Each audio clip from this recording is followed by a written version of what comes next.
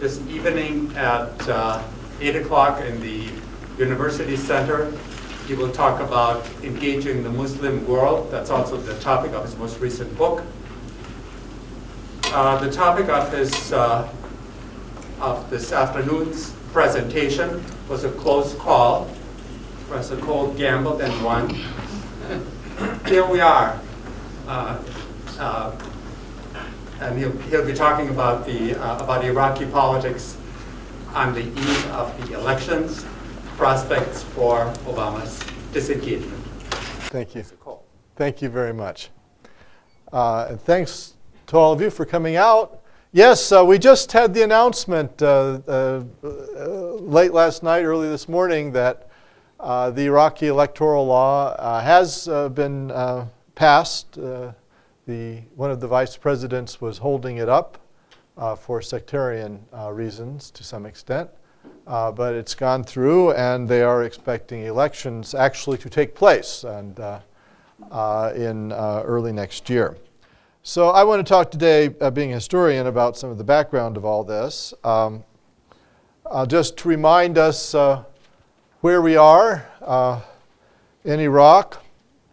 I know this map has become depressingly familiar to a lot of Americans.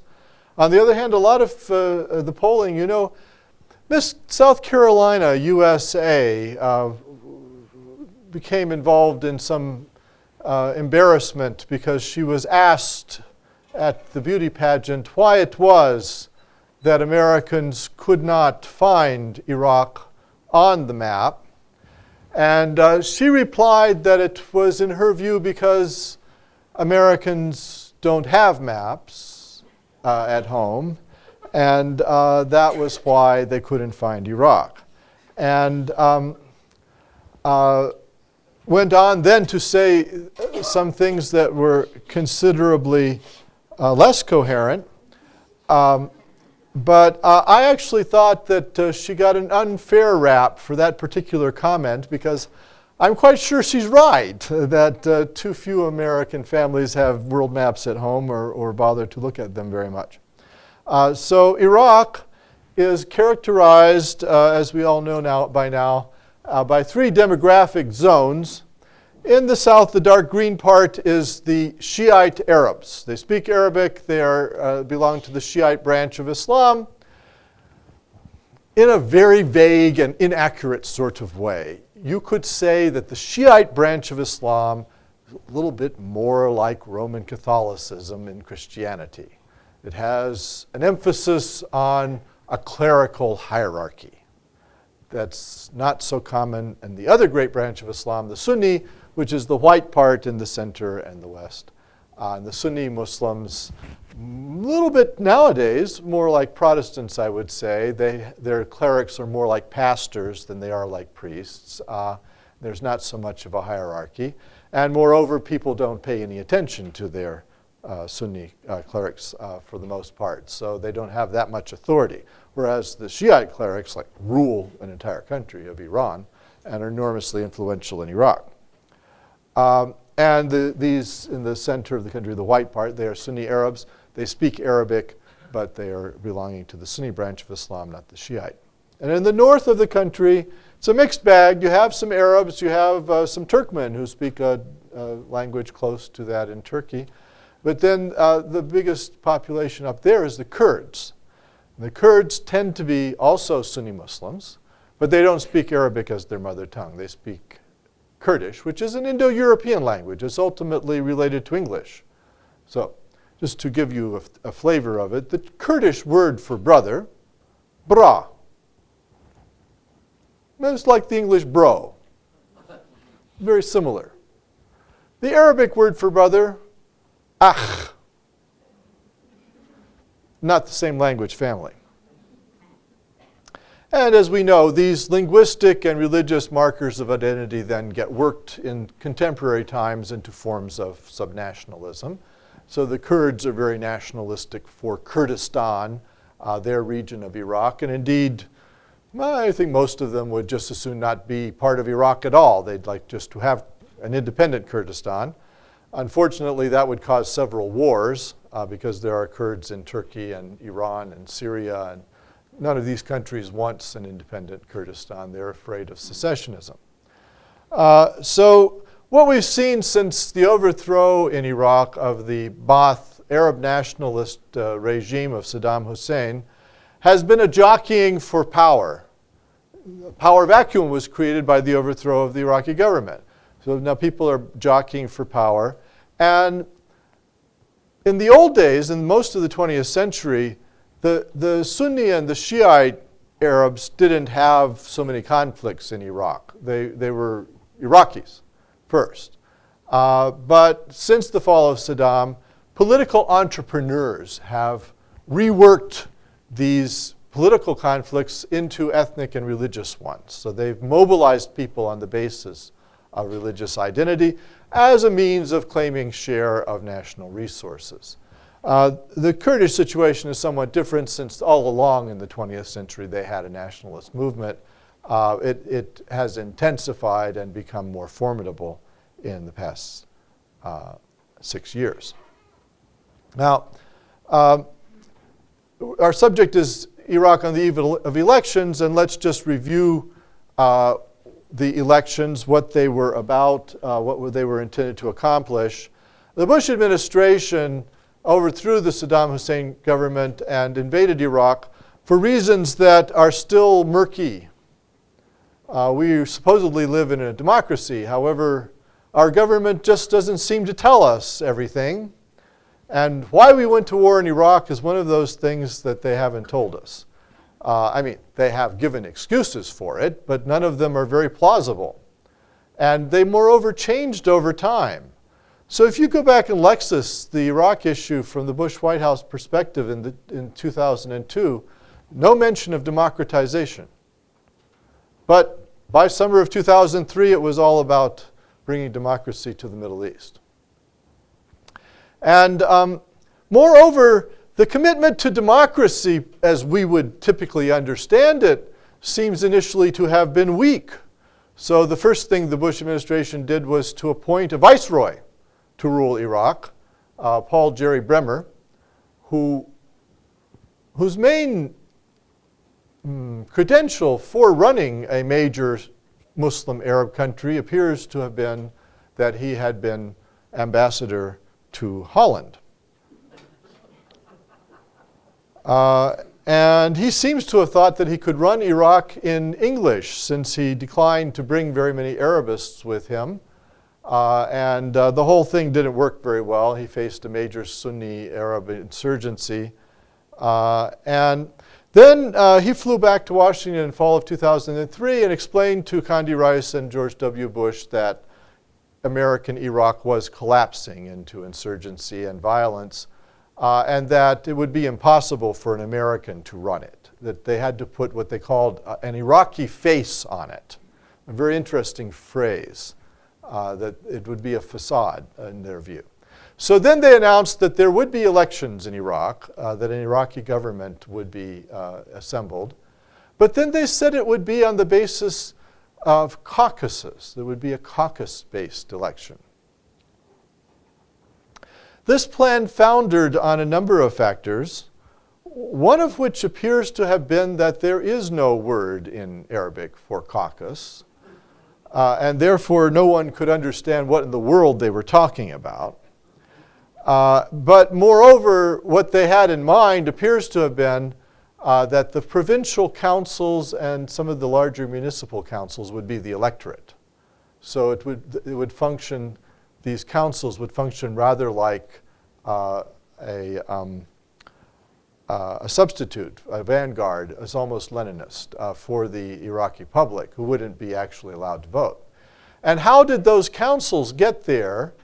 Well, they seem to have been massaged into existence by USAID people, and also there was a private firm based in Triangle Park, North Carolina, that went around to Mosul, asked who the important people were, and kind of got them to choose a council. So these were the people who were willing to cooperate with Americans and the British, and they were from the notable families. So it was kind of friends of George who would be allowed to vote in Iraq. And this plan foundered on opposition by Grand Ayatollah Ali Sistani, the spiritual leader of the Iraqi Shiites, who had enormous authority amongst them. And Sistani issued a fatwa, a considered legal opinion in Shiite law, saying that the Bush plan for caucus-based elections would not be allowed to go forward. That it was insufficient to guarantee a basic principle of modern governance. And Sistani said in Arabic, he said, "Al-hukuma al-shar'iyya munbathiqa min iradat al-sha'b al-Iraqi." He said, legitimate government springs from the will of the Iraqi people. So I have been unable to find this principle in the Quran or the sayings and doings of the Prophet and his successors. However, it is adumbrated in the works of an obscure 18th century sheikh, Jean-Jacques Rousseau, and it appears to me that Sistani has done some dipping into a different kind of literature for his jurisprudence than the traditional Shiite legal texts, and that he has taken the social contract and slapped Mr. Bremer with it across the face. And he got his way. The Bush administration dug in its heels and said, no, we can't do it that way. One vote, one person, open elections is what Sistani was demanding. However, then what Bush didn't know is that there's a sequence in Middle Eastern politics. That first you have the fatwa, the legal opinion as to what is right in Islamic law. And apparently, Sistani has simply incorporated the European Enlightenment into Islamic law, which he's perfectly authorized to do as the leading exponent of Shiite jurisprudence. If he thinks that's what's necessary for the welfare of the Muslim people, then Rousseau it is. He then, however, there's a sequence where if the fatwa doesn't achieve its purpose, the next phase is the crowd. And so in January of 2004, he brought 60,000 people into the streets of Basra and then 100,000 people into the streets of Baghdad, chanting, holding posters saying, where's the liberty you promised us, where is our vote, and embarrassing the Bush administration, which promptly collapsed on this issue and said, okay, you can have your free elections and so forth. Then they set up a system in Iraq which is a list system. And the first time they did it, they made it, the list was a national, the voting for the list was on a national basis. So it's kind of confusing to imagine it, but say you went into a polling booth. You would have a list of lists, of party lists, maybe 200 of them, and you could vote for one. You could choose the party you wanted to vote for. So here it would be Democrat, Republican, Green, Libertarian, and so forth. Well, in Iraq, they had more. The hope, I think, was, and then the parliament it was a parliamentary election, the parliament would be assembled on a proportional basis. So if a party got 10% of the national vote, then it would get 10% of the seats in parliament. There are 275, so it would be about 27 seats.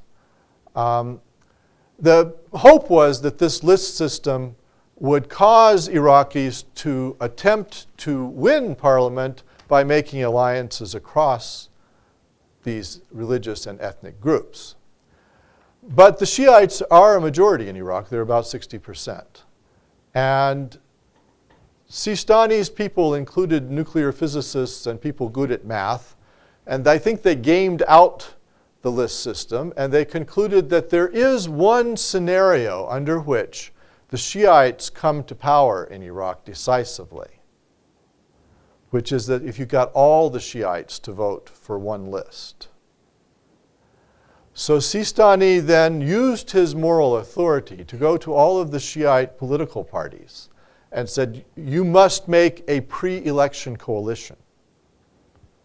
And so he put together the United Iraqi Alliance, which grouped all of the major Shiite religious parties, along with some more centrist and independent groups.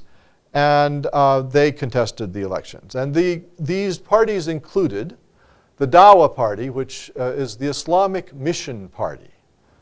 It was the oldest of the Shiite fundamentalist parties in Iraq, founded in the late 50s, and aimed at an Islamic state, but not a clerically run state. The Dawa, or the Islamic Mission Party, wanted lay people, doctors and lawyers and so forth, in charge of the country, but they wanted to be run in accordance with Islamic law. And then it also included the Supreme Council for Islamic Revolution in Iraq, which was an expatriate party. A lot of Shiites had been forced to flee Iraq to Iran and had assembled in Tehran. Ultimately, there were 400,000 of them there. And Ayatollah Khomeini, the theocratic dictator of Iran, gathered them together and said, why don't you do to the Ba'ath Party what we did to the Shah, and make an umbrella group to overthrow the government in Iraq. And so they did. It was called the Supreme Council for Islamic Revolution in Iraq. And it had a paramilitary element, the Badr Corps, which was trained by the Iranian Revolutionary Guards. So all of these groups came together in Sistani's list. And from the point of view of the neoconservative movement in the United States, which had supported this war on the grounds that the Shiites in Iraq are secular, this is what they said, they got a rude awakening, because when all was said and done, 53% of the seats in parliament went to the Shiite fundamentalist party. This was a takeover of Iraq, not just by the Shiite majority as an ethnic group, but by the fundamentalist religious parties within the Shiites. The Kurds also did very well in these elections. They were done on a proportional basis, remember. Now, it turns out that the Sunni Arabs refused to vote in the first parliamentary elections of January 2005 on the grounds that they wouldn't participate in elections held under conditions of foreign occupation. In fact, I remember an interview on Al Jazeera television with a smart young woman. You know, Al Jazeera is not actually Al-Qaeda television. It has a philosophy that everybody's voice should be heard. And so they'll put on the Israelis, but they'll also put on Ayman al-Zawahiri or bin Laden. But the anchors who come in front of you most often are dressed in Western clothes. They were wearing business suits if they're men. They're dressed to the nines. I'm sure they've just come back from a shopping spree in Paris if they're women. So, you know, it doesn't look very much at all like Al-Qaeda if you actually watch it. So they interviewed one of these Sunni leaders who was boycotting the election in 2005 and said, why are you boycotting? He said, well, we're being militarily occupied by the Americans. We won't participate. And she said, well, what do you want? He said, well, first we should have an Iraqi government, and then we can have the elections. And she said, and if you won't participate in these elections, you would get an Iraqi government exactly how? And he didn't really have a very good answer for her. Then that little red box is the Iraqi list, which grouped essentially what was left of the secular Shiite middle classes, the ones that the neoconservatives like Paul Wolfowitz were convinced would take over Iraq if Saddam were overthrown. In fact, they got about 14% of the seats. And then because the Sunnis boycotted, they're that pitiful little blue thing down there. They got about 17 seats in parliament, of which 14 were given to them on Sistani's list. So they had run on the Shiite list, and that's how they got in parliament.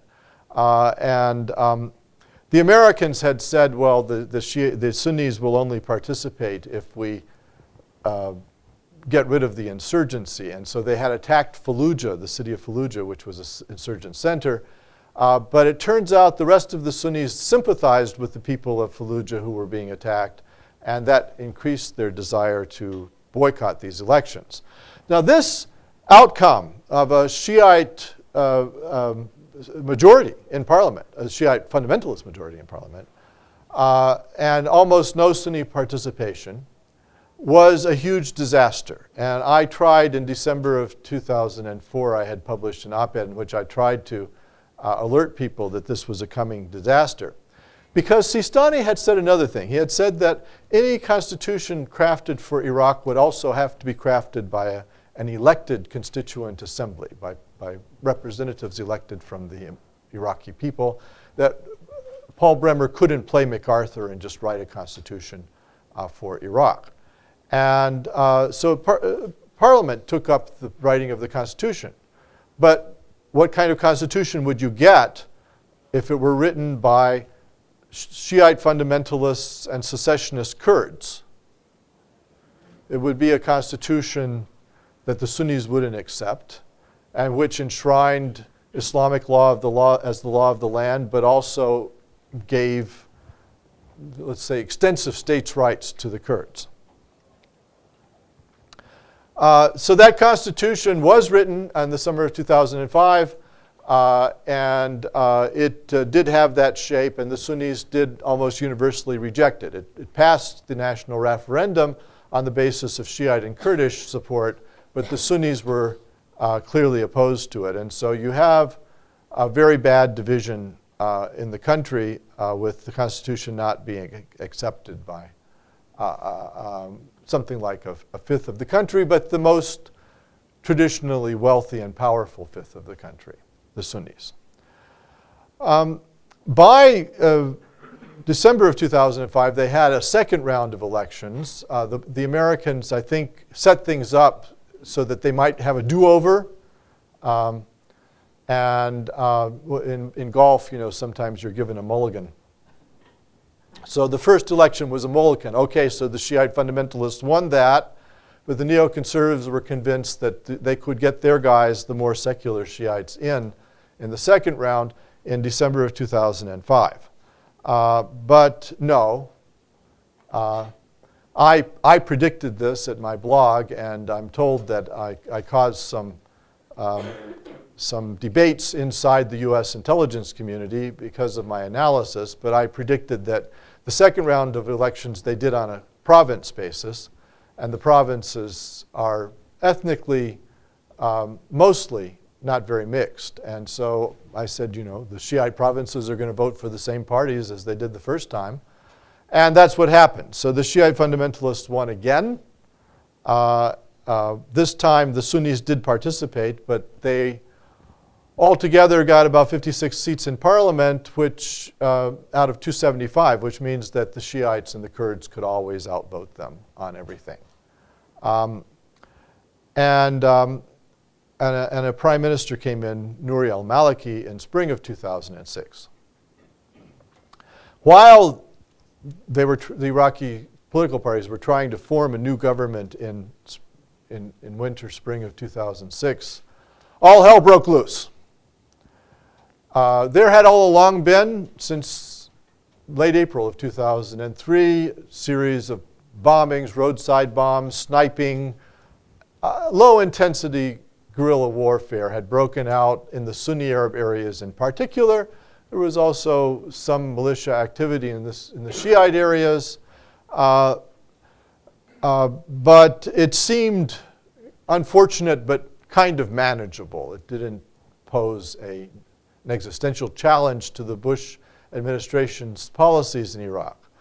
But then Peter Galbraith, who I hear has been on this campus recently, once said quite correctly that the most successful terror attack in the Middle East itself in recent years didn't kill a single person. The Sunni Arab guerrillas blew up the Golden Dome, the Askaria shrine of the Shiites in the city of Samarra, a largely Sunni city north of Baghdad, which, however, had this shrine to a Shiite holy figure. And that shrine was particularly central to the identity of Iraqi Shiites because it entombed the remains of some of the Prophet's descendants, including the father and mother of the 12th of the Shiite imams. The Shiites believed there was a kind of almost dynastic succession to the Prophet Muhammad, whom they call imams. And they should have been the leaders of Islam from the Shiite point of view. In fact, they were temporally shunted aside by Sunni leaders. But the 12th imam, according to Shiite belief, is a little bit like Christ in the sense that Christians believe that Jesus ascended into heaven and will return one day. So the Shiites believe that the 12th imam went into occultation, disappeared from this world in some way as a child, but would one day return. And many Shiites believe that the Bush administration's invasion of Iraq was a sign for the return of the 12th imam. And he is called the Mahdi, or the rightly guided one. So when we talk about the Mahdi army, that's a militia assembled in the name of the soon-to-return messianic figure. Well, it's his shrine that got blown up, and it enraged the Shiites as nothing else had done. The Sunnis had been trying to get the Shiites goat and provoke feuds between Sunnis and Shiites in order to make Iraq so hot that the Americans would leave, and the Sunni guerrillas believed that they could make a coup and come back to power. But instead, they provoked the Shiites to ethnically cleanse the Sunnis. In the aftermath of this bombing, Shiite crowds assembled. They looked for Sunnis. Any old Sunni would do. They invaded Sunni mosques. They killed Sunni imams. And they started ethnically cleansing the Sunnis from mixed neighborhoods. So in any one month in summer of 2006, 2,500, 3,000 civilians were killed. It was horrible. And this went on until the summer of 2007. Many Sunnis were chased right out of Baghdad all the way to Jordan and Syria. Now, late in 2006, it was clear that that strategy of the Sunni Arabs of making Iraq too hot for the Americans might well succeed. And the Bush administration had a choice to make as to what to do. So George W. Bush decided to make one last stand and to send in 30,000 troops. He called it a surge rather than a troop escalation because General Westmoreland had generally thrown the term escalation into bad odor in Washington. And so the Bush administration was very good with euphemisms. So they called it a surge instead of an escalation. But the point was to use the extra troops in a smart way for counterinsurgency purposes. They threw up blast walls around neighborhoods. They banned vehicular traffic from markets and made them pedestrian markets so that they couldn't get the truck bombs in. And I certainly don't want to take anything away from this strategy. I think it had some successes. It was something that I supported, that General Petraeus, who commanded it, and his troops, the troops risked their lives to accomplish this goal of tamping down the sectarian violence, and they had some success.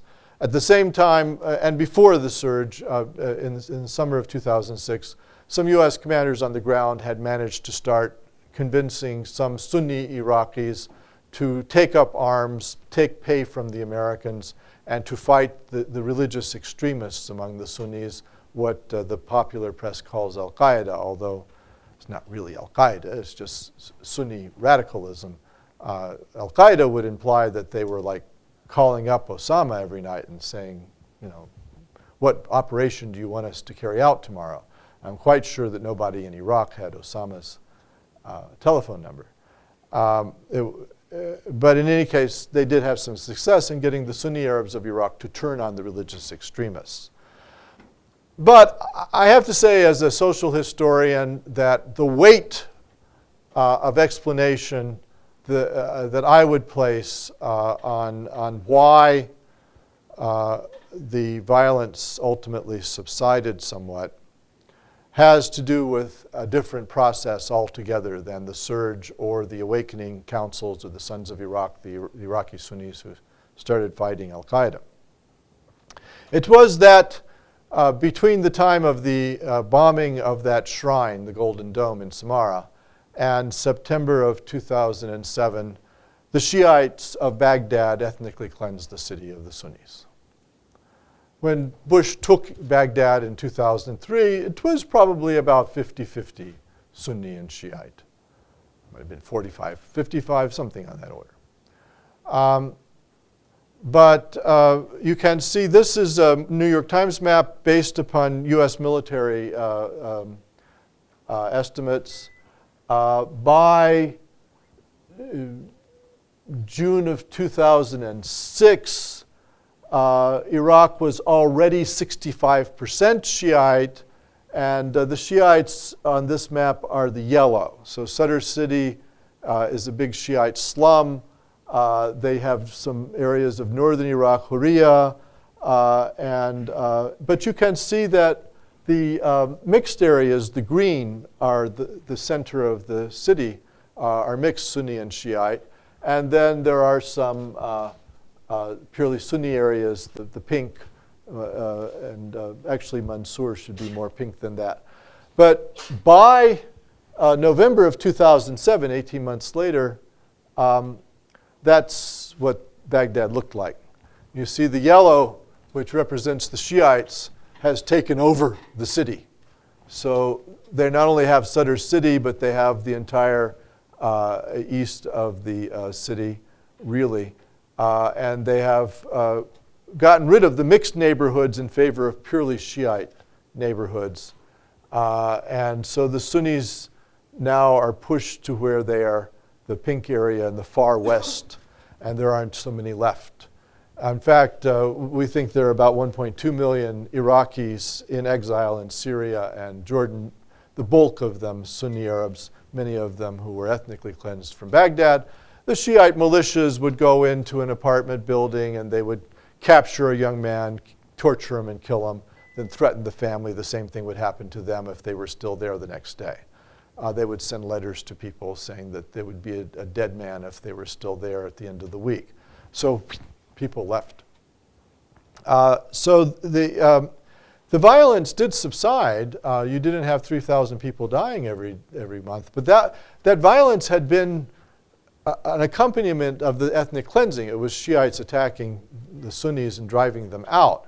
So by the time you get to that map over there where the city is mostly yellow, well, if you were a Shiite militant who hated Sunnis, you'd have to get in your car and drive for an hour to find one. So obviously you're not going to have 3,000 people killed a month anymore. So I think the two things worked together. The troop escalation had played its role, but the ethnic cleansing, it seems to me, was far more decisive. The surge also then did push the insurgency to the outskirts of Baghdad, to Diyala and other provinces. It's gone up to Mosul in the north.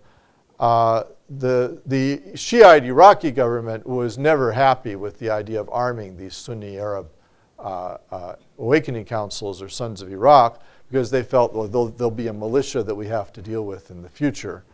And then there was this big ethnic cleansing. General Petraeus knows about the ethnic cleansing, has been quoted on it. He said it's very unfortunate, it's not right, it's not legal, it should be reversed. But he also said somebody else is going to have to reverse it down the road.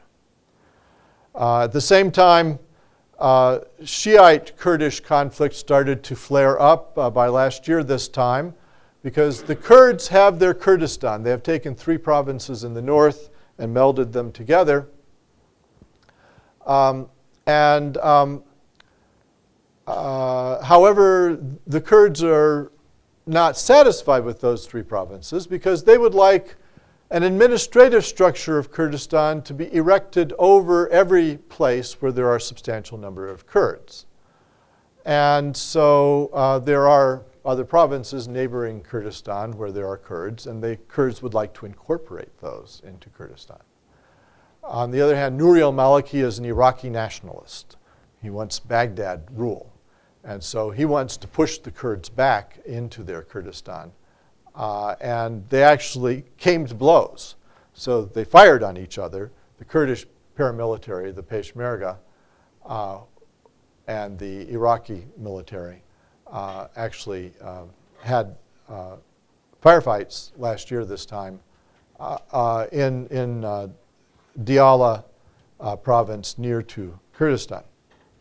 The Kurds in particular want to annex the province of Kirkuk in the north, which is an oil province, has a very substantial and probably a majority Kurdish population.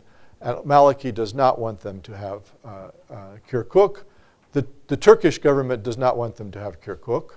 The Arabs in general do not want them to have Kirkuk. The Turkmen do not want them to have Kirkuk. And so getting Kirkuk could provoke a lot of violence. Now, the Bush administration had long resisted calls for U.S. troop withdrawals. They said that any such withdrawals should be conditioned by the situation on the ground. And it was also clear from Defense Department testimony to Congress early after the regime had been overthrown that the hope was that there would be a division in Iraq for the long term. Division is 20, 25,000 men. So I think the idea was we had 3 divisions left over in Germany after the Cold War, not necessary in Germany anymore. And some of them you would bring back to the States, to Fort Leavenworth or whatever. But 1 division could be moved down from Germany to Iraq, and it would just stay there the way U.S. troops stayed in Korea or Japan after those wars. So the Mahdi army, the Shiite militants, the Sunni militants, and even just mainstream Iraqi politicians who got to be elected and were in parliament, had a say, all rejected this idea of a long-term U.S. base in Iraq. And so the problem for the Bush administration was that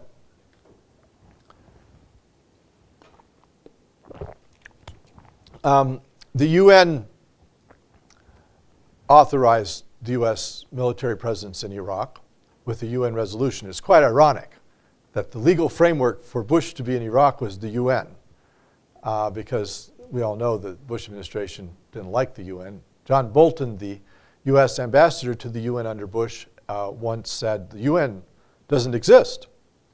So he must have been very confused all the time he was there. But that UN resolution was about to run out. And so if U.S. troops were to stay in Iraq this year, in 2009, they needed a bilateral treaty with Iraq. Because you can't be in somebody else's country conducting military operations with no legal framework. You'll find yourself at The Hague at the World Court being charged with war crimes. So the Bush administration initially wanted the whole enchilada. They asked for U.S. control of land, water, air in Iraq. They wanted to be able to arrest Iraqis at will, to hold them without charges indefinitely, to decide what was terrorism, to launch operations without consulting with the Iraqi government, and so on and so forth. And the Iraqi government beat all of these demands back. Partly there were street demonstrations putting pressure on the government by the Mahdi army, the Sadr movement. And then Barack Obama campaigned on a U.S. timetable for withdrawal, which I think gave the Iraqis courage to make stronger demands in these regards. And ultimately, the Bush administration was forced into negotiating a timetable for complete U.S. troop withdrawal from Iraq. It was quite remarkable. So the timeline is by the end of next August, the U.S. will be out of Iraq with regard to combat troops. About 40,000, 50,000 non-combat troops will be continuing to supply training and logistics to the Iraqi military. And then by the end of 2011, the U.S. troops would be out of Iraq altogether. This is something that Obama had wanted. I think he has continued with this plan. In fact, we're ahead of schedule with the withdrawal. Somehow the Obama administration not very good about telling the American people about this. But we're down to, I think, 116,000 troops in Iraq. It's the lowest number I've seen since 2003. And they expect 110,000 in January and on down from there. Last January they had provincial elections, which should have been held much earlier. The provincial elections contained some surprises, but not very many. The Shiite fundamentalist parties again swept the Shiite South. So that's the pink part on this map. But there was a change in their proportion internally. So this time they often ran on their own lists instead of a united list. Nouri al-Maliki's Islamic Mission Party, or the Dawa, which more lay, more Iraqi nationalist, did very well in Baghdad and Basra, precisely the places where Maliki had sent in troops to fight the Mahdi militia. So people seemed to like him as a law and order candidate, and they voted for him. The U.S. press seems to have difficulty with understanding the difference between lay and clerical on the one hand and secular and fundamentalist on the other. So they keep saying that Maliki heads a secular party. No. It's a fundamentalist party that wants Islamic law to rule Iraq. It's a religious party, but it's not clerical. And it is more Iraqi nationalist. But in any case, it's the same Shiite religious parties won the provincial elections in the South as had won previous elections. And then the Kurdistan Alliance also won as usual. In the Sunni Arab areas, there was a more mixed picture.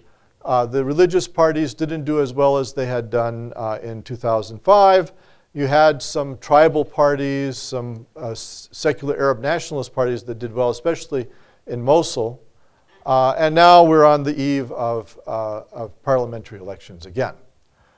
The law for them has been set. And my guess is that some of the trends we saw in the provincial elections in January will continue in these national elections. My guess is that the Islamic Mission Party, the Dawa party of the Prime Minister, benefits from his incumbency, will do well in Parliament. I think the Shiite hardline fundamentalist parties were dealt something of a setback in the provincial elections. We have to see if they can come back from that. I don't expect there to be a major Shiite secular party victory in the parliamentary elections. I don't think the conditions in Iraq in the South are probably conducive to that. So I think the government that emerges from all this might not be so very different from the one that we now have. It will be interesting to see whether the Sunni Arabs continue to choose more secular nationalist parties as they did in the provincial elections. The polling seems to indicate the majority of Iraqi Sunnis are secular minded. They're not Al-Qaeda types, and the religious parties may not do well. And then I don't expect big changes in Kurdistan either. So these elections are the last kind of gift of America to Iraq, because you know the elections can't be held without U.S. help. The U.S. military is in Iraq to lock down the country. These are kind of like prison elections, if you could imagine such a thing. We have to put the whole country in prison for 3 days. So the U.S. military forbids anybody to drive any vehicles. You can't drive your car. You should go and do your grocery buying before the elections, because you'll just starve, or you'll have to walk on foot to the grocery. And the point is to prevent car bombings from disrupting the elections. So for 3 days, the day before the election, the day of the election, the day after the election, no vehicles. And this also prevents the terrorists from placing vehicles at polling stations to blow them up. And that's, as far as I can tell, the main reason for which we have 116,000 troops in Iraq as I speak is in preparation for holding these elections. Once the elections are held, the plan is to accelerate the withdrawal. We've got 1.7 million pieces of equipment that have to be gotten out of Iraq. So the U.S. military in Iraq is no longer patrolling the cities. It stopped doing that in late June. Since then, by the way, attacks and casualties are down by 1/3. So some of the violence in Iraq was being generated by the U.S. patrols. They're now packing. That's what they're doing in Iraq. They're not fighting for the most part.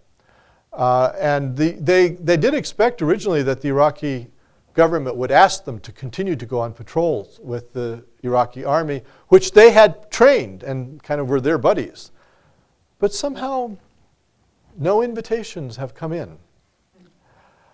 So now that the electoral law has been passed, now that the elections have been scheduled, it seems to me fairly likely that Mr. Obama will get a clean withdrawal from Iraq. The army has been pumped up to 275,000 men.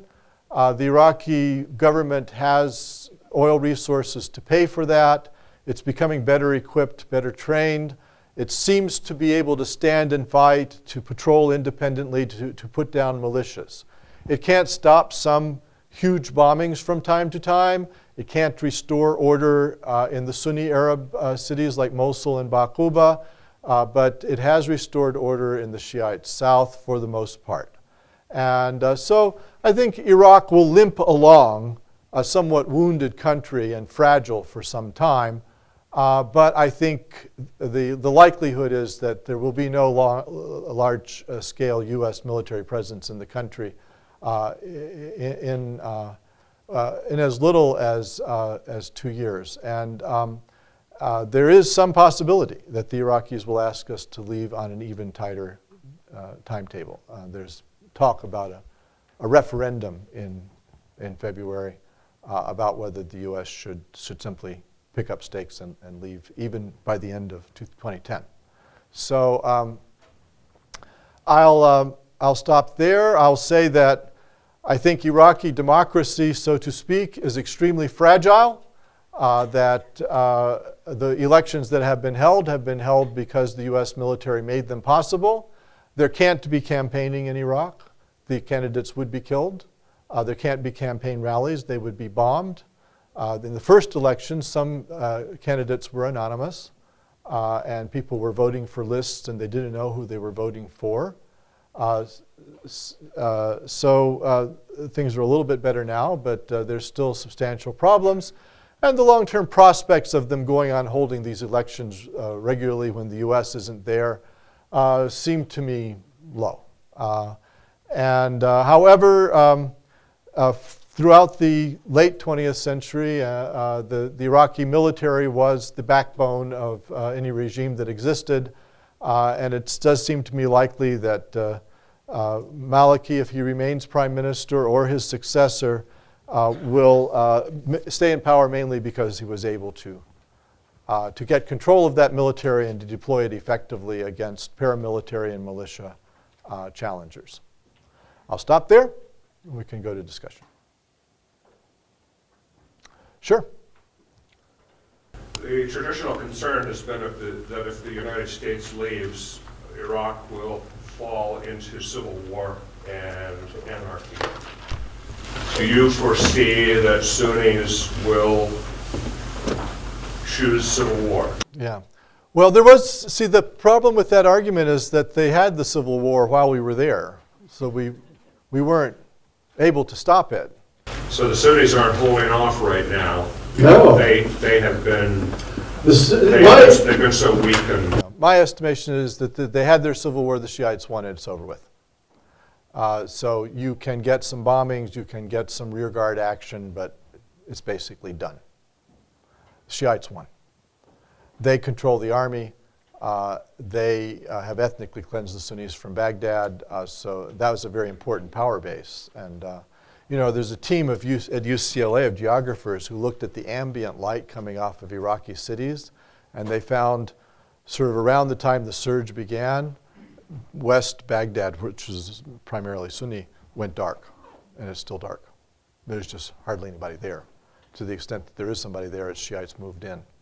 So I don't see that the Sunni Arabs have the resources, demographic or otherwise, to continue to fight. And I think they're very demoralized. And you know, the one good thing about these elections is that it was an opportunity for some Sunni political forces at least to have a voice in the parliament. And like Tariq al-Hashmi, the Sunni vice president, vetoed the initial electoral law on the grounds that it was unfair to the Sunnis. So they do have some kind of small voice, but they can always be outvoted.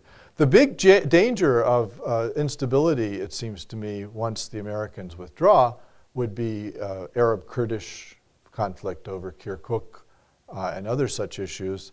However, again, the U.S. never had any substantial number of troops up there in the north because the Turks didn't let them come in 2003 by the northern route.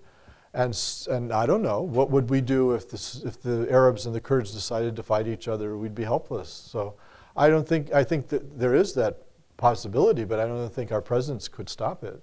We didn't stop the other Civil War. Yeah. The question, two-part, have people look at your crystal ball. One part, do you think that the Bush-Cheney spin doctors, after this 8-year nightmare, will be able to spin this ultimately as having been the right thing and a good thing?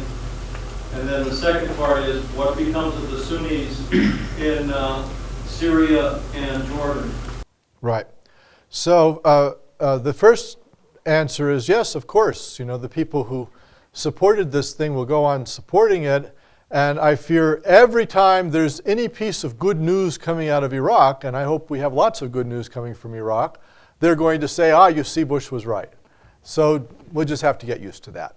That's the way it's going to be spun. Even the surge has been spun. As I said, they don't, I'm so sorry about this. I should have turned that off. I'm being hounded by the press. The surge is interpreted as a success on its own with no reference to how the violence really stopped, which was that the Shiites won. So yes, there will be that. But on the other hand, I don't, you know, I think Abraham Lincoln was right. You know, you just can't fool all the people all the time. And I think the American public has made up its mind about Iraq, which was that it was a huge error. All the polling shows this, and that they regret having done it. And to tell you the truth, the way the American public, which is not really that politicized, you know, what is a third of people vote mostly and so forth, the way the American public deals with Washington and its misadventures is just to lose interest. So have you, aside from this electoral law, have you seen Iraq on television lately? Minor waitress in Las Vegas, we hear about, she has something to do with golf, but Iraq, gone. So people are not interested anymore. And so the neoconservatives can go on saying this as much as they like, but I think the public has moved on. With regard to this, the Iraqis in Syria and Jordan, of course they have to be repatriated, but since there has been this large-scale ethnic cleansing, neighborhoods have changed their complexion, people's property has been lost, family members have been killed, they're traumatized. So most of them are hoping for resettlement abroad, which is very unrealistic. Most refugee situations, only 1% of refugees are resettled abroad. Already, it's 10% of the Iraqis. The Swedes took 40,000, bless their souls. The Swedes didn't have anything to do with this. And, you know, there's already a little trouble in Stockholm about Somali immigrants and so forth. But they took in 40,000 Iraqis. And in the preparation for the elections last year, the Bush administration started taking Iraqis. They had never taken very many, but they took 12,000 last year. They're taking 12,000 this year. But apparently, from what I hear in Amman, this was to prevent the thing from exploding, because if you had had riots of Iraqi refugees in Syria and Jordan during the presidential campaign, it would have helped Obama. And Bush at the time wanted to ensure that didn't happen. So they threw some money at the refugees, and they admitted now up to 24,000. But it's a drop in the bucket compared to the 1.2 million that need help. Ultimately, it seems to me that the Iraqi government is going to have to repatriate them and maybe find ways of reimbursing them with the oil money for the property they lost. I'm sanguine that the problem will be solved in the medium to long term, because as stability returns to Iraq, and I hope that it does, the likelihood is the oil money will create big labor demand. So, people will go back, and maybe they won't resettle where they're from. They'll go where the jobs are down at Basra or whatever. But I think there won't be a long-term refugee problem like there is with, say, the Palestinians, just because of what Iraq is and what Iraqi citizenship will do for labor migrants. But in the short term, is a dire problem, because they're running out of money. Their kids are not getting schooled sometimes. It's a bad situation for the refugees. I did some work in Amman among the Iraqi refugees about a year and a half ago, and it was very depressing research. Yeah. I just wanted to follow up on the refugee situation. So about a year ago, there were, I think, as many internally displaced persons as there were refugees in Syria and Jordan. And those, I imagine, were also fleeing Baghdad largely. And I wonder, are they resettled in the more Sunni parts of Iraq, or are they living in camps? And what's the prospect for sort of, a sort of de facto partition along ethnic lines that lasts in the long term and creates a separate set of governments? Right. So there are 2.7 million internal refugees, according to United Nations High Commission on Refugees statistics. 1.2 million, or they say 1.5 million abroad. But actually, I find there's refugee inflation, because groups do get money for taking care of refugees, including the Jordanian government. So there's an incentive to inflate the numbers. So I think we have to be a little bit skeptical of some of these statistics. But it's 2.7 million. It's not 1 million. The inflation isn't that great. So of the 2.7 million internally displaced, some of them from Baghdad, some of them from other areas. Iraq has been all changed around. There's a Turkmen city in the north, Tel Afar, which was 80% Turkmen, and had a very significant Sunni Turkmen population, but also a Shiite Turkmen population, and then it had some Kurds and a few Arabs. And the Sunnis of Tel Afar had been Baathists, and they had been big in the Baathist government. Even though it was an Arab nationalist government, they sided with it. And then they turned to religious radicalism after the fall of Saddam, and were hooked up with what the US called Al-Qaeda networks in Syria and Hezbollah in Turkey. So it's not the Lebanese Hezbollah. They have an Al-Qaeda type organization in Turkey. So and they were blowing up Shiites and killing them and so forth. So the Shiites pleaded with the Americans and the Kurds to come save them. And so the Peshmerga and the US military came into Tel Afar and destroyed some of it. They would put lasers on buildings and bomb them and things like that. It's urban warfare. And as I understand it from USAID people on the ground, they ethnically cleansed the Sunnis of Tel Afar, and so they're not there anymore. It's a Shiite city. So God knows where they are. Some of the Shiites who had been being bothered by the Sunnis in Tel Afar ended up refugees in the Shiite holy cities of Najaf and Karbala in hopes that the religious institutions would do charity for them. The people have been spread all around. But I don't think it's a long-term phenomenon, no. I think that what we've seen in other oil states, Iran and also the Gulf, is that the petroleum industry creates jobs and moves people all around. So whereas Basra province is largely Shiite, my guess is that you're going to have lots of Kurds and Sunni Arabs working down there once things get going gangbusters, when ExxonMobil finally gets the refineries going and the oil pumping. I think there are going to be massive labor population movements which are going to work against this moment of ethnic cleansing we've had in the past few years. Richard. Yes, one, Joseph Stiglitz of Columbia University has estimated that the Iraq war is going to cost the American people $3 trillion before everything is said and done.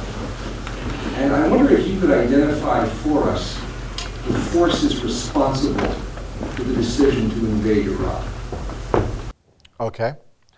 Yeah, well, Stiglitz's estimate of $3 trillion is based on war costs of a direct sort and in the past few years of about $1 trillion. I think it's 800 billion at the moment. But then taking care of the vets for the rest of their lives. And a lot of these guys are 18 years old and they've been injured. There's a lot of brain trauma, spinal cord injuries. The roadside bomb injuries are peculiar in what they do to the human body. The number of U.S. wounded is in the mid-30,000s, but about a third of those are serious. And they're going to need a lot of pretty intensive help. And the VA is going to be in charge of it. So yes, over the lifetime that they live, our vets, several thousand of them are going to incur those costs. Stiglitz could actually be underestimating because it's very clear to me that there's a lot of the roadside bombs and the kind of low-intensity guerrilla war, which is very vicious and brutal and personal, produced a great deal of PTSD that hasn't been admitted by the military. And I talked to one military JAG officer, military lawyer, who told me horrible stories.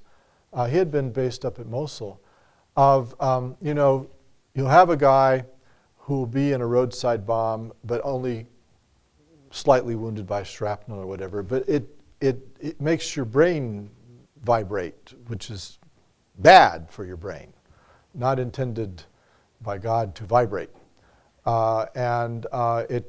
It causes problems, mental problems.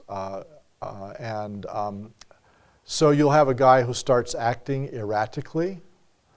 So he should be sent for treatment, right?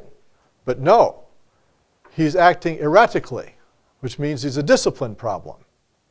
So you give him a discharge, a dishonorable discharge sometimes, which denies him VA treatment. And he said he saw a lot of this kind of stuff with his own eyes. So Stiglitz could be underestimating the real cost of all this to our society. With regard to how it happened, well, of course, we historians, modern history as a discipline got going when in this last third of the 19th century, when people realized that you didn't have to speculate about Metternich's motives, that you could just go to Vienna and ask to see his memos. And so the whole idea of archives and records becoming public over time and so forth is central to modern history as a discipline. And unfortunately, we have a 30-year rule in the United States, which is actually a 35-year rule.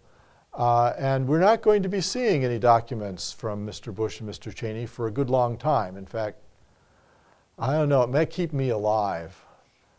If I can make it till about 92, I might be able to finally nail that person. But so anyway, I can't tell you exactly why they did it because they didn't tell us. And it's clear from the multiple and changing lines that they gave us about why they did it, that they're not making it explicit. And some of the language they use, like Wolfowitz said, well, we put forward weapons of mass destruction as the main issue just because that was what we could all agree on.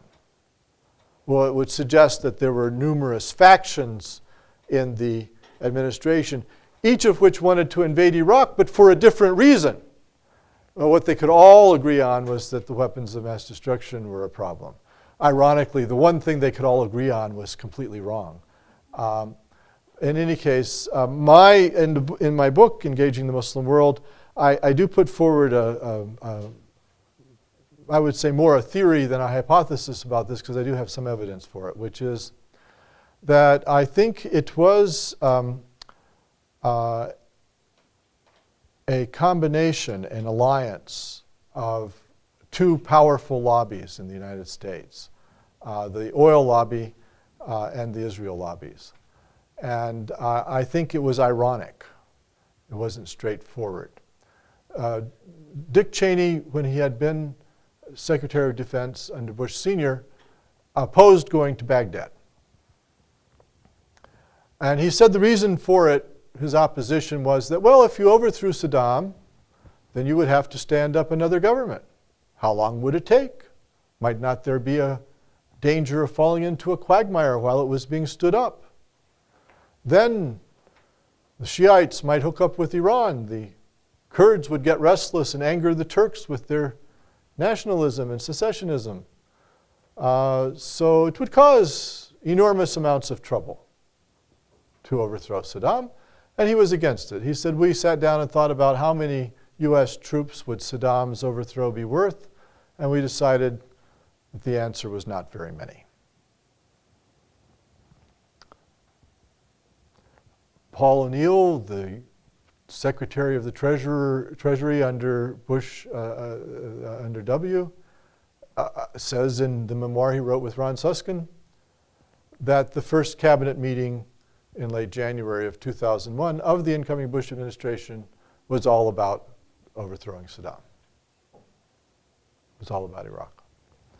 And that Cheney led a charge on this. So I conclude that Cheney changed his mind radically, did a 180-degree turn between 1992 and 2001. Moreover, in 1995, Cheney became the head of Halliburton, which was a small oil services company. And one of the things that Cheney will have discovered as head of Halliburton was that the oil industry had suddenly changed in the mid-1990s. It's not something that most Americans are aware of. But oil had been a buyer's market. The big problem, the reason that there wasn't OPEC, that there was a cartel, was that the price kept falling from overproduction. So you could bankrupt yourself by producing the stuff. And so they tried to get together and set quotas so as to avoid overproduction. But that's a seller's that's a buyer's market, you know. The sellers have too much of the stuff. The buyers really set the price. But because of China's enormous economic growth, 10% a year from 1980 forward, and because of the rise of South Korea and some other Asian powers, and also from about 1984, India started growing, not nearly on the Chinese scale, but nevertheless much more than it had before. And that accelerated in the 90s. Demand was exploding. There was much more demand for petroleum than there had ever been before. And that was putting upward pressure on prices. And the problem for a small company like Halliburton is that what you would want to be successful would be to find new fields. But we're finding fewer and fewer new fields every year, every decade. And then demand is exploding. So it's going to turn into a seller's market. And so Cheney, I think, was desperate to get into new fields. And we know where there are on the order of 200 billion barrels of untapped petroleum: Iraq and Iran. So I found evidence that Cheney, as head of Halliburton, lobbied Congress heavily to take off the U.S. sanctions on Iran, and probably on Iraq as well. That is to say, Iran and Iraq would do business with our companies. They would let us develop that petroleum. It was Congress that was stopping it. And Congress had those sanctions on Iran and Iraq to some important extent because the American-Israel Public Affairs Committee is afraid that were Iran and Iraq to become very powerful, or Saddam's Iraq and Khamenei's Iran to become rich and powerful, that they would form a dire threat to Israel. And so Congress, the US Congress, in 1988 put on the Iran and Libya Sanctions Act. And Cheney tried to get them to lift that. And he gave speeches that in Malaysia and so forth that Congress is being lazy and irresponsible. You can't just deal with things by putting on sanctions. You can't just ignore Iran. Cheney said, the engagement with Iran, talking to Iran is very important. It's difficult. It might take 10 years, but I'm convinced we have to do it. Dick Cheney, 1998. So he failed. He lobbied Congress, and he got the oil lobby to lobby Congress very heavily in the late 90s to take off the sanctions from Iran and implicitly Iraq. And he got nowhere. The Israel lobbies mobilized to stop it. People, anyway, the Israel lobbies were not the only ones. The Americans didn't like Iran.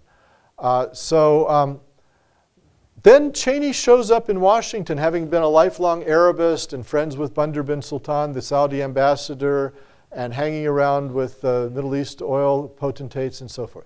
He shows up in Washington in early 2001 surrounded by AIPAC people on his staff. John Hanna, Scooter Libby, it goes on and on. And he's obviously allied with the ones also that are put in the Pentagon, Paul Wolfowitz, Douglas Feith, and so forth. This is a 180-degree turn, and then O'Neill says he's talking about overthrowing Saddam. I conclude that Cheney decided that the future of America depended on having access to Middle Eastern petroleum, that Congress was being foolish in keeping sanctions on Iran and Iraq because it hurt the American position, but that it was impossible to lift those sanctions under current circumstances. But there was one possibility for lifting the sanctions, which is if you did regime change and you overthrew Saddam's government, which is an Arab nationalist, rejectionist government, and you installed a government in Baghdad that would be friendly to US interests and friendly to Israel, that you could turn the Israel lobbies into an ally of the oil lobbies. And if you know American legislative history, the two have very seldom gotten along very well because the oil lobbies have been close to Saudi Arabia and so forth. So I think it was brilliant if this is what happened, and that, and indeed, if you got the Israel lobbies and the oil lobbies together, they would be a juggernaut in Congress, and it would be very hard to overturn them. I think Cheney and Bush, being oil men, did this to have the oil companies have access to Iraqi petroleum again, which was being stopped by the sanctions. And people say, well, there's no good evidence that ExxonMobil lobbied for this. Fine. First of all, we don't know what corporations lobby for because they don't come out in public and say, well, we'd like a war, please. Would you please make it happen for us? On the other hand, it may well be that the big oil companies were not the most interested in this. But I would argue Hunt Oil, Halliburton, kind of the smaller and medium oil sector was the hungry ones, because since there are fewer and fewer finds every decade, it's harder and harder for a small and medium company to hit gold. And so Iraq is the Klondike of the 21st century. I mean, there are going to be all kinds of wheeling and dealing in Iraq. That place, smoking should be illegal. That place is just lakes of this black stuff, and it's got natural gas, and already ExxonMobil about a couple weeks ago signed a bid, so it's going to happen. So I think Cheney wins over the long term. Yeah. Is there a prospect of substantial prosperity in Iraq? And if there is, would it have a an effect on the social and political conditions. So our experience with these hydrocarbon states is that there is substantial wealth to be had, but that it comes with severe drawbacks typically. So if you think about the oil states, you have Algeria, not a paradise. You have Iran, likewise. You have Saudi Arabia, so on and so forth. And several things happen here. First of all, some of your political scientists, there's a theory of the rentier state or rentier state, which is that something like oil revenue where it's nationalized, it's typically in the Middle East, it's the government that owns the oil. The proceeds are coming into the state coffers, and that strengthens the state against society. And indeed makes the state kind of not need the society very much. So, you know, when the Emir of Kuwait or Qatar decides to do something, they might have a council that they consult, but who's going to argue with them? It also gives the state the ability to bribe people. So free health care, free education through the PhD, low-cost mortgages. These make people happy. They tend not to make revolutions and so forth. So the likelihood is that a lot of money is going to come into Iraq.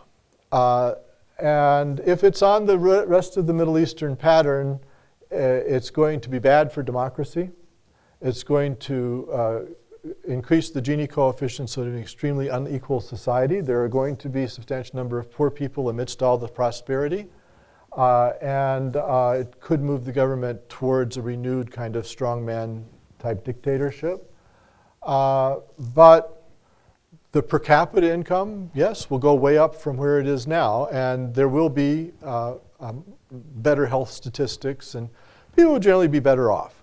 But I think the neoconservative vision of a democratized pro-American Iraq with oil money as a shining city on a hill, and the rest of the Middle East will want to be like that, and so forth, that they'd have to dodge an awful lot of bullets to get there. Yeah. Regarding the security situation on the ground, which one was the most effective and most decisive? The sons of Iraq, the 90,000 sons of Iraq, or the surge? You know, the sons of Iraq are done by the American equipment and are done by the American guns, and either or the surge. Which one was most effective on the ground? Well, I personally think that the answer to your question, which is a good question, was the Sons of Iraq program more effective or the surge, is actually, it depends on the geography. The Bush administration only put about 10,000 of the extra troops into Al-Anbar province. Now, Al-Anbar province was a major center of insurgency, and in the summer of 2006, there were 600 attacks a week. It was, I mean, it seemed to be like the national industry was to set bombs and snipe and so forth. So, and on Al-Anbar. By the following summer, the attacks had fallen off to almost nothing. I think it's 17 a week or something. So those 10,000 American troops in Al-Anbar did not produce that result, I guarantee you. They may have been instrumental to it, but mostly it was the Abu Rishas and the tribal leaders who took up arms against the Sunni extremists and the foreigners who had come in, who were, I think, responsible primarily for settling down Al-Anbar. In Baghdad, I don't think that the Sons of Iraq and Al-Adhamiyah and Mansour and so forth were that effective. And in fact, I think what they mainly accomplished was to stop the Shiite ethnic cleansing of the Sunnis from becoming complete. So if I say there are 10 to 15% Sunni in Baghdad, it's because they got arms and could finally defend themselves and so forth. And there, I think, in Baghdad proper, the way the 30,000 extra troops, or would have been 20,000 in Baghdad proper, were used was more decisive in having an effect on the security situation. So both things were important, but I think it depends more. One was more important in Al Anbar, the other more important in Baghdad. Yeah. Could you see a situation where we could, looking at Saddam, regret getting rid of him as quickly as we did? You know, from our point of view, not from the Iraqis' point of view, are we going to miss him someday? Well, I think that the stage of missing Saddam already had occurred by 2004, 2005. There were jokes in Washington that, you know, we wish we had him back, and people were saying, well, you know, he's still available. I did some consulting in Washington, and I can still remember that this guy, you know, some of the people come to the meetings with just like one name, so that suggests what line of work they're in. This guy asked me, he said, this was when the Shiites had already come out in big numbers, and it looked like Iraq would be dominated by Shiite fundamentalists allied with Iran. And he said, Professor Cole, you know, the Iraqi Communist Party back in the 50s and 60s was very important, and do you think that they still have any strength and that maybe they might be a secular alternative? And I thought to myself, so let me get this straight. The CIA is now hoping that the Communist Party of Iraq might be able to take over. Thank you, Professor Cole.